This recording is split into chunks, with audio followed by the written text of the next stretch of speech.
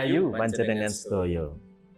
Pinanggih malih wonten ing renungan Sabda Winedhar wanci menika, Kamis Pahing Surya kaping 19 ing wulan Juni warsa 2020. Kalian kula Heri Yuda Triyanto saking GKJ Kerten Surakarta. Para sedherek, sumangga kita ndedonga sakderengipun kita nampeni sabdaning Gusti.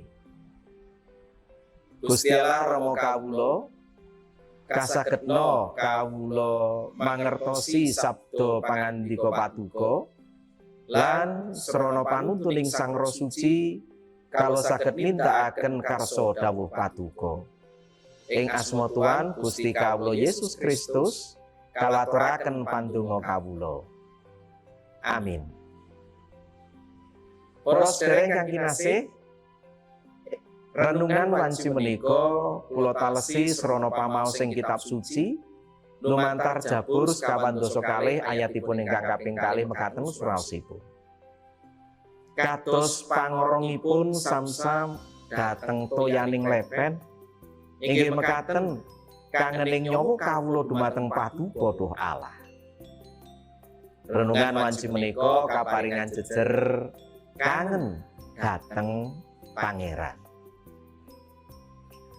Para sedherek kang kinasih, menapa kita nate ngraosaken kangen sanget dhateng kadang kinasih kita.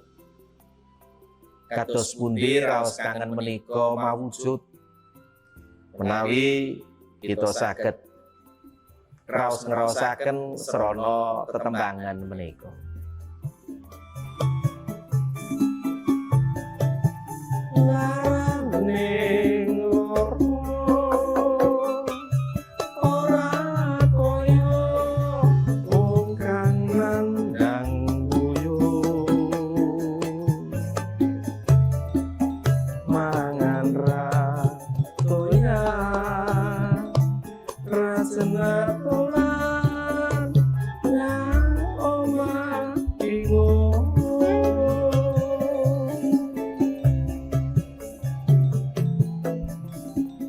Tembang wuyung menika nggambaraken sepinten agenging raos kangen tumraping tiyang ingkang nembe kasmaran.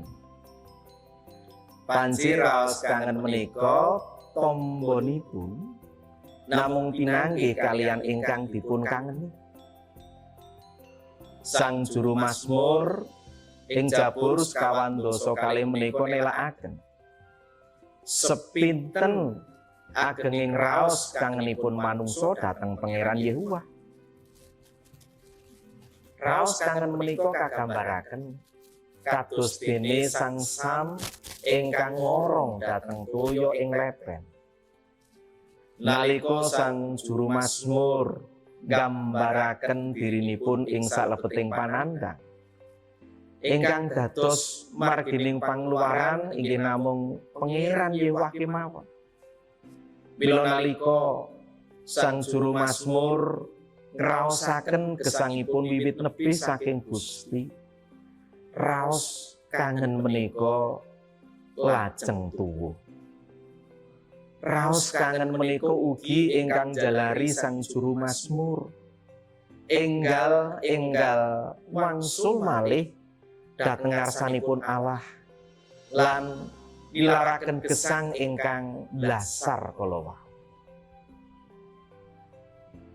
Para sedherek, kados pundi kalian gesang kita piyambak?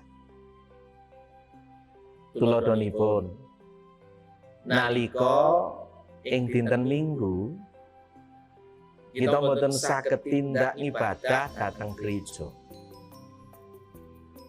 Menapa estu wonten raos kangen utawi mboten? Nalika kita mboten saged nderek pakempalan pandonga ing kegiatan pasamuan, estu wonten raos kecalan mboten ing salebeting manah kita. Bilih estu wonten raos kangen ateges kita sampun unggil kalian gesang masamuan. Nanging raos kangen menika sampun ngantos kandhek wonten ing raos kangen dhateng anggen kita saged kempal kalian rencang kemawon. Ananging ugi raos kangen amargi boten saged memuji Gusti sesarengan kalian sederek-sederek tunggal pasamuan.